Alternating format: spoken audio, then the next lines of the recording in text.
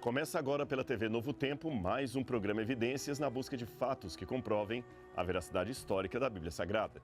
Eu estou aqui na porta cananita da cidade de Tel Meguido e você conhecerá hoje a continuação da história arqueológica desse lugar. Aliás, lugar muitas vezes mencionado na Bíblia Sagrada. Então não sai daí porque Evidências está só começando.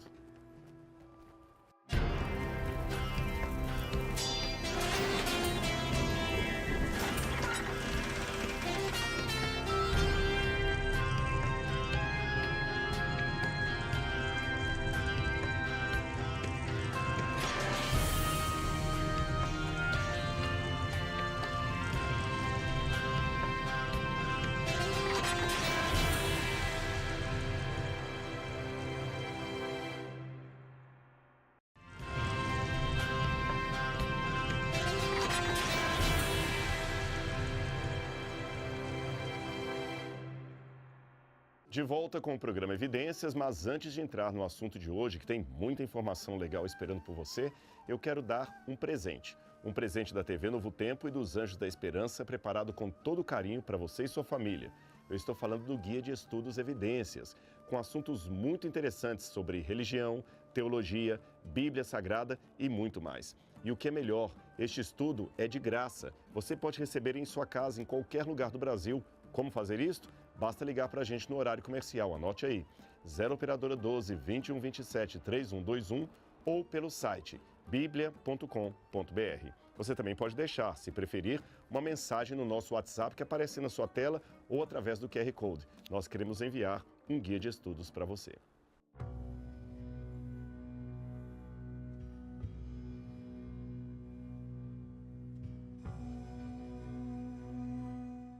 Como eu falei para você no início do programa, essa porta onde eu estou aqui é a entrada da cidade da época dos cananeus. Estas pedras que estão aqui, esta edificação, data do final do período do bronze. Eu estou falando por volta de 1400, 1300 a.C., até chegar a 1200, quando começa o período do ferro. Ou seja, na época em que estas portas aqui estavam funcionando para dar acesso à cidade, era justamente a época em que Josué e os hebreus estavam conquistando a terra de Canaã. Agora eu vou abrir um parênteses aqui para explicar para você um pouco o que significa essa conquista. Chama-nos a atenção que você não tem aqui marca de destruição da época de Josué. Então alguém pode falar assim, então prova que Josué não destruiu a cidade e que a Bíblia está errada. Não necessariamente. Vamos olhar com calma o que o texto bíblico diz. Embora a cidade de Meguido, como eu mencionei no programa anterior, no programa da semana passada, essa cidade fez parte do reino de Salomão e também depois de Jeroboão, Acabe, antes de Jeroboão, todos esses aí, Jeroboão II, eu estou fazendo referência. Embora a cidade vá ser integrada ao reino de Israel, no começo, na época da conquista dos hebreus em Canaã, ela não foi conquistada por Josué. Aliás, quer ver na Bíblia Sagrada? Eu vou ler de novo uma passagem que eu fiz referência a ela na semana passada. Estou lendo Josué, capítulo 12, versículo 7. E diz assim: Estes são os reis da terra que Josué e os filhos de Israel derrotaram deste lado do Jordão, na direção do oeste. Deixa-me explicar por que da referência deste lado do Jordão. É porque a Bíblia, muitas vezes, em muitas circunstâncias, toma o Rio Jordão como ponto de referência. Então, quem está do lado de cá, está deste lado do Jordão. Quem está do outro lado, onde hoje seria a Jordânia, está da além do Jordão. Aliás, isso é mencionado também no Novo Testamento, quando fala que João Batista batizava da além do Jordão, quer dizer, do outro lado do Jordão. E para falar um pouquinho da história moderna de Israel, você chama justamente aquela região de Cisjordânia, que está às margens do Jordão. Então, o autor bíblico escreveu esta passagem do lado de cá. Por isso que ele fala que Josué derrotou os reis que estavam deste lado do Rio Jordão. E mesmo porque, quando os hebreus vieram para a terra de Canaã, eles tiveram que atravessar o Jordão, desde onde hoje é a Jordânia, até atingir onde hoje é Israel. Então, eles vieram do outro lado do Jordão. Ficou claro para você? Agora, veja bem, a Bíblia aqui dá uma série de reis que foram derrotados por Josué. Não fala que as suas cidades foram conquistadas. Por exemplo, Jerusalém está mencionada aqui, o rei de Jerusalém também foi derrotado por Josué. Mas a cidade de Jerusalém só vai ser conquistada na época do rei Davi. Então você vê que não houve uma conquista dessa cidade. E você deve estar me perguntando, Rodrigo, mas curioso, porque eu sempre entendi que o povo hebreu chegou em Canaã, que Deus havia dado Canaã para eles, então o seu objetivo era expulsar os cananitas e tomar conta da região. Não, não foi isso que aconteceu. E se fosse, Deus estaria assinando um genocídio. Não seria justo da parte do Deus de Israel fazer isso. E a prova que a cidade de Megido, onde nós estamos, pertence a essa lista de reis que foram derrotados, mas não conquistados, é que ela é mencionada aqui no verso 21. Fala assim, o rei de Taanac, o rei de Megido. Fala dos reis que eles derrotaram. Agora a pergunta é, por que Josué teve que entrar em batalha contra esses reis e derrotá-los? A ideia que muitos críticos da Bíblia apresentam seria de que os cananeus estavam felizes aqui na sua terra, plantando, cultivando, vivendo, e um belo dia chegou um bando de estrangeiros em nome de um Deus desconhecido falando, saiam daí porque a terra é nossa, e expropriaram a terra dos antigos cananeus. Aliás, muitas pessoas que até hoje têm um discurso antissemita ou anti-Estado de Israel, anti-sionita, eu diria, usam o mesmo argumento. Vocês, israelenses que estão aqui também, foram pessoas que chegaram de fora e tomaram propriedade alheia. Mas a história não é bem assim. Na época dos patriarcas, quando Abraão, Isaque e Jacó andaram por essas terras aqui, eles negociaram grandes porções de terra. Nós temos evidência disso no livro do Gênesis. Por exemplo, Beersheba, onde Abraão fez um pacto ali, os carvalhais de Manre, a Marpela, onde depois ele compra o terreno para sepultar Sara. Então, muitas dessas propriedades pertenciam aos patriarcas. Porém, quando os filhos de Jacó foram para o Egito e depois acabaram sendo escravizados no Egito, ao retornarem para Canaã, para tomarem posse da terra que pertencia legalmente aos seus ancestrais, eles foram impedidos de atravessar o país por cidades-estado que eram, de certa forma, vassalagem do Egito. Aliás, nós temos evidência arqueológica aqui de uma relação diplomática entre cidades de Canaã, especificamente Megido, e faraós da 18ª dinastia. Eu estou falando, por exemplo, de Tutmoses III, que provavelmente foi o mesmo faraó do Êxodo. Acontecia assim na época do Egito. Eles tinham o seu império ali ao longo do rio Nilo, porém, eles tinham vários postos militares em Canaã e eles faziam um acordo diplomático com a terra de Canaã da seguinte maneira: se você estiver em guerra, conflito ou em qualquer situação, o faraó mandará resgate através desses postos militares que são vassalos a faraó e eles protegerão você. Mas se você não pagar impostos, não tiver relações diplomáticas com o faraó, você ficará desnudo numa situação militar. Você não terá proteção do rei do Egito. Percebeu? Aí que eles tinham vários postos. Provavelmente Jericó seria um posto militar também aliado ao Egito, porque em Jericó eles encontraram selos de Tutmoses III, da época de Tutmoses III, selos egípcios. Então, da mesma maneira, aqui a cidade de Megido. Portanto, quando o povo de Israel atravessou, eles tiveram que entrar em luta armada por dois motivos. Primeiro, estas cidades que eram aliadas ao Egito queriam impedir a passagem dos hebreus. E em segundo lugar, pior ainda, não queriam apenas impedir a passagem, mas queriam também destruir os hebreus. Quem sabe como uma retaliação por causa do Êxodo. Percebeu? Então, como eles deixaram lá, vamos matá-los para ficarmos bem com o faraó. As cartas de Tel El Amarna, que eu mencionei no programa anterior, demonstram que ainda havia acordo diplomático dessas cidades com o Egito até na época de Akenaton, depois da época da 18ª dinastia. Então você percebe que foi em virtude da volta para a terra que lhes pertencia desde o período patriarcal e também como questão de sobrevivência que Josué teve de entrar em luta armada contra esses povos. Não foi um genocídio dos hebreus sobre os cananitas, foi uma questão de recuperação de propriedade devida e sobrevivência. Ficou claro isso para você? Agora, é óbvio que quando o reino de Israel começa, primeiro com Saul, depois no reino unificado de Davi e Salomão, e a partir daí com a divisão do reino entre Judá e Israel, as cidades que antes eram independentes começaram a ser aos poucos anexadas ao ao reinado de Davi e Salomão, mas isso aí já é capítulo para uma outra história. Aqui nós estamos, portanto, naquela época cananeia em que os hebreus estavam voltando para a terra de Canaã. Tudo bem para você? Ficou clara a explicação? Eu acho que isso aqui elucida muito os textos da Bíblia. Mas eu estou falando muito aqui, quero que você me acompanhe na visita pelo sítio arqueológico e nós não estaremos sozinhos. O professor Ariel, que esteve conosco na semana passada, vai nos ajudar aqui mais uma vez, não é isso, Ariel? Um prazer, Rodrigo. Olha, muito obrigado por você estar de volta no Evidências. E você tem mais alguma coisa que você poderia falar desse lugar onde nós estamos aqui para o pessoal de casa entender? Só continuar o que você está dizendo assim, que o trabalho de um historiador é um trabalho de detetive, né? Tem que ver que provas temos para tentar montar esse quebra-cabeças. E aqui temos muitas provas. Você mencionou a expedição do faraó Tutmose, que conquista Megiddo, uma brilhante batalha militar bem descrita nos textos egípcios. Você mencionou El Amarna, temos a Bíblia, temos várias fontes que nos ajudam a criar como era a realidade de Megiddo na época do bronze e no início também do período da monarquia.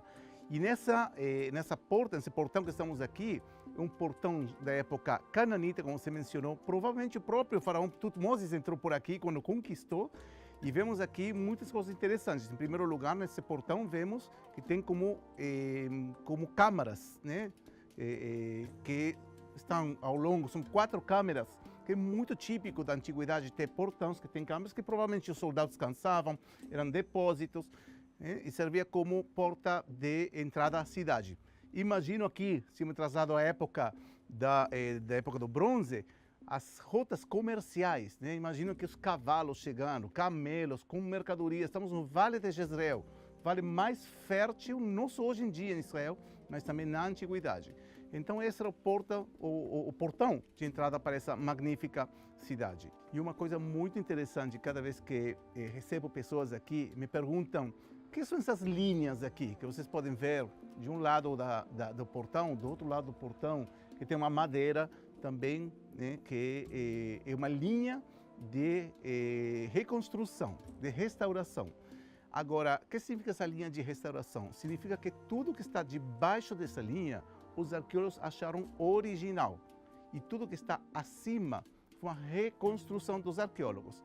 E a pergunta é, peraí, estão nos enganando? Será que estão os arqueólogos que estão reconstruindo de acordo a quê?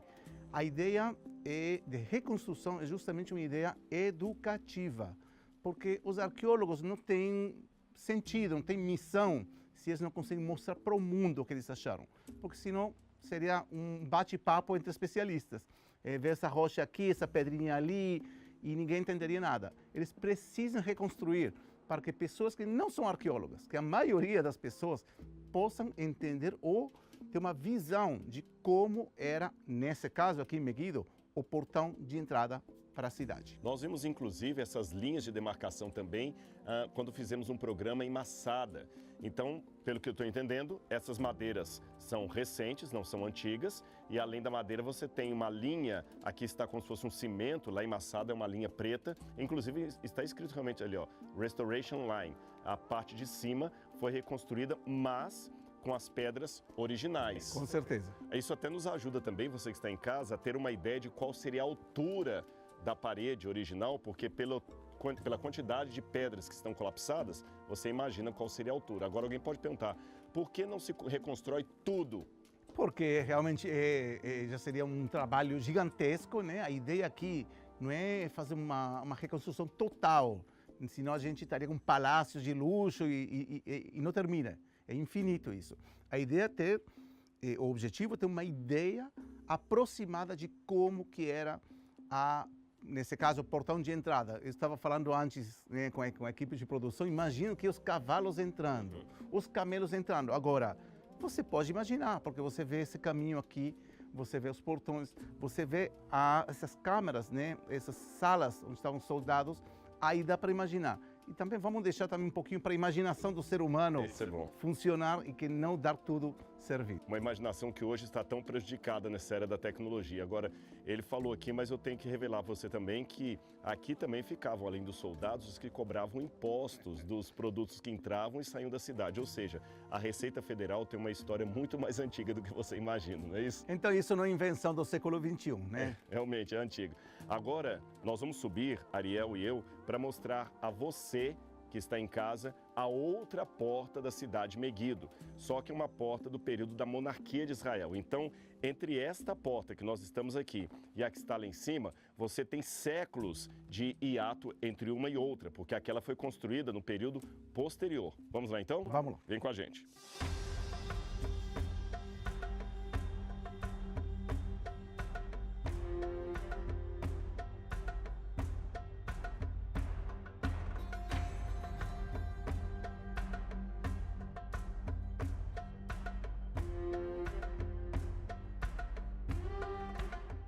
Quando eu comecei a subir com o Ariel aqui para mostrar para vocês a porta de Meguido do período da monarquia, aquela que está ali atrás, lembrando que ela está séculos depois da porta cananita lá de baixo, eu vi aqui algo que eu queria mostrar para vocês.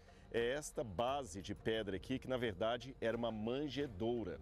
Ou seja, as pessoas, as caravanas que vinham aqui com seus animais, tinham essa espécie de bebedouro público que eles podiam colocar água ou alimento também para que os cavalos pudessem comer, pudessem beber a água, comer, e ela ficava aqui. Ou seja, uma manjedoura do período da monarquia.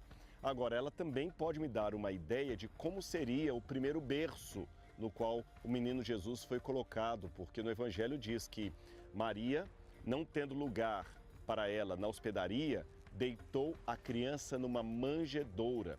Então, muitas casas particulares também tinham esta base de pedra aqui, onde eles colocavam água e alimento para os animais, fossem eles ovelhas, cabras, jumentos, cavalos ou até mesmo camelos e dromedários, tá certo? Então aqui que os animais comiam. E você vê que se você colocar um pano aqui e talvez, quem sabe, um pouco de palha, esta manjedoura vira de fato um pequeno berço. E foi assim que o menino Jesus teve a sua primeira recepção aqui no planeta Terra, quando ele nasceu ali em Belém. Mas apenas uma digressão para você entender como que a Bíblia também é ilustrada através dos achados da arqueologia. Mas vamos falar então, Ariel, dessa porta aqui. Sim. Como nós mencionamos, esta porta, ela é do período da monarquia e ela está séculos de construção à frente da outra. Mas nós temos uma disposição que lembra um pouquinho a porta cananita, né? Acho que a gente pode chegar com câmera para cá. Nós temos as câmaras aqui, para cobrança de impostos, permanência de soldados, sentinelas. E eu sei que também nós temos uma situação polêmica aqui quanto à data dessa porta, não é isso? Eu chamo um portão da polêmica. E por que a polêmica? Porque tem a polêmica entre aqueles que defendem a teoria que esse portão é da época de Salomão e aqueles que dizem que é da época do rei Acabe. E por que uns argumentam que outros argumentam. Aqueles que dizem que é da época de Salomão, e o primeiro foi o famoso arqueólogo, o general israelense Yigael Yadin, porque ele encontrou em 3 cidades, arqueologicamente estou falando, Meguido, Hatzor e Gezer, o mesmo modelo de porta, ou seja, uma porta de 6 câmaras, né? Mais ou menos similar a essa que estamos vendo aqui, e eu sei que no próximo programa vocês vão ver também isso em Hatzor. E ele abriu a Bíblia no livro de Reis. Você já citou isso aqui também. Disse que Salomão construiu Meguido, Hatzor e Gezer. É muita coincidência. Só que aqueles que dizem, peraí, não, isso é coincidência, né? Não pode ser, é do século IX. Eles se baseiam no seguinte, na cerâmica, alguns dizem que é da cerâmica do século IX, e também dizem que tem outras cidades que têm também esse modelo de portão. Ou seja, o fato de ter o mesmo modelo nessas 3 cidades não significa que são da época de Salomão. Isso estou dizendo aqueles que dizem que não é de Salomão. E também argumentam pela cerâmica. E, na verdade, é que até hoje em dia tem essa polêmica, se é de Salomão ou não. Como você bem sabe, não sabemos datar pedras. É difícil dizer, olha, isso é categórico do século X. Também estamos falando de uma diferença de quanto? 70 anos, 80 anos. De uma condição que aconteceu há 3.000. Então, uma polêmica bem fina que ainda não foi definida. Até em relação a esses que colocam a data das portas posterior à época de Salomão, também não entram às vezes num acordo, porque alguns colocam que é da época de Acabe, Exatamente. Outros acham que é de Jeroboão II. Agora, uma coisa que aos poucos a arqueologia vai demonstrando e novas teorias vão surgindo, é que você pode usar hoje a termoluminescência para datar as cerâmicas, além da seriação, e também o carbono 14, que às vezes encontram-se na argamassa das pedras ali. Agora alguém pode perguntar, então por que já não pega e já não faz o carbono 14? Bom, pessoal, são técnicas caríssimas e a arqueologia não está nadando em dinheiro. Agora, uma coisa é fato, ainda que haja algum conflito acadêmico em relação à datação destas cidades, é notório que a sua arquitetura e a disposição do assentamento se encaixa com muitos detalhes que a Bíblia apresenta. Aliás, essa passagem que o Ariel fez menção com relação ao rei Salomão e a cidade de Meguido, eu mencionei também no programa passado, mas eu acho que vale a pena ler mais uma vez para vocês. Então preste atenção que eu vou ler para você a referência que a Bíblia faz em relação a Salomão e Meguido. Preste atenção. A razão por que Salomão impôs o trabalho forçado é esta: construir a casa do Senhor, o seu próprio palácio, a fortaleza de Milo e a muralha de Jerusalém, bem como Hatzor, Meguido e Gezer. 1 Reis, capítulo 9, versículo 15. A nossa equipe, infelizmente, não conseguiu chegar até o sítio arqueológico de Tel Gezer, porque eles fecharam a estrada ali devido a um acidente. Mas vamos mostrar para você Hatzor e vamos mostrar Meguido. Meguido hoje, Hatzor em próximos programas dessa série especial que você não pode perder. Mas vamos continuar andando porque ainda temos muita coisa para ver no assentamento. Estamos apenas na entrada da cidade da época, da monarquia da época israelita, tem muita coisa ainda para ver. Então imagina quanta informação vem por aí. Vem com a gente.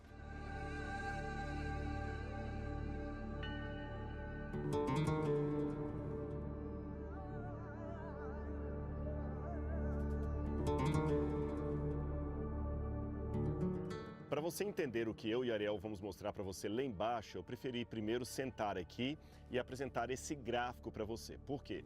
Você vai conhecer agora o centro cultico ou religioso da cidade de Meguido e a comprovação de que ela já existia como um centro bem estruturado e com templo e religião desde a época cananita. Então vamos retroceder até o período do bronze. O período do bronze, como eu falei, é a época dos patriarcas, quando Abraão andou por aqui. Nesse período do bronze, já havia aqui um templo. Aliás, a arqueologia tem comprovado que muitas das cidades do Antigo Oriente Médio começaram pela construção de um altar, de um templo, e depois desse altar e deste templo é que as casas foram se aglomerando em volta e a cidade foi feita. Ou seja, a religião era o ponto inicial da criação de muitas cidades. E aqui nós temos isto. Então, falando desse período do bronze, eu vou mostrar para você uma série de templos construídos um sobre o outro, ou seja, em épocas diferentes, sendo que o último deles é aquele que estava presente aqui quando os hebreus passaram pela região. Então vamos lá. Aqui nesse gráfico vai ficar muito claro para você entender, porque eu tenho cores diferentes. O templo mais antigo que foi encontrado aqui da época do bronze é este. Ele funcionava aqui por volta de 2000 anos antes de Cristo. Depois ele teve um anexo que veio para cá, que é o templo número 2, que na verdade seria apenas uma continuação do mesmo templo. Posteriormente, aqui em cor marrom, ou seja, por cima, construíram um outro templo muito maior, como você pode ver. E ele foi ampliado também numa outra fase aqui, que é o número 4, estendendo-se até para essa área.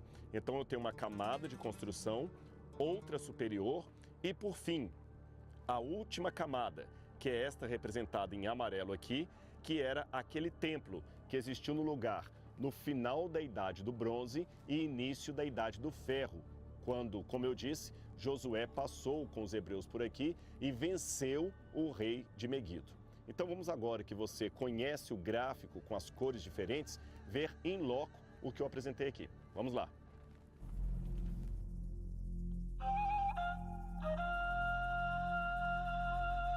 Muito bem, Ariel. Então aqui atrás o pessoal tem justamente o sítio arqueológico daquela imagem que eu mostrei, aí fica mais fácil de você entender o que nós temos aqui. Por exemplo, aquele ali circular seria um altar que você está vendo. aqui nós temos o resto de um templo pagão cananita. Agora, a pergunta que o pessoal pode fazer seria a seguinte: como é que nós sabemos que aqui era uma área de culto, uma área religiosa e não uma casa de alguém, por exemplo?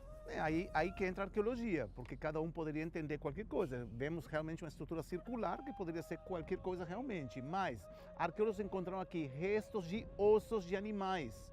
E nós sabemos, não só pela Bíblia, mas também outros povos da antiguidade, que para adorar um deus ou deuses era normal, era comum sacrificar animais. Então, quando os arqueólogos acham uma quantidade muito grande, concentrada no mesmo lugar, de ossos de animais, além que foram encontradas ferramentas que eram utilizadas para um serviço religioso, cultico, então a conclusão é mais que óbvia, que era um lugar de culto, um lugar religioso. Também vemos aqui as estruturas, como você bem mencionou, que foi avançando ao longo do tempo.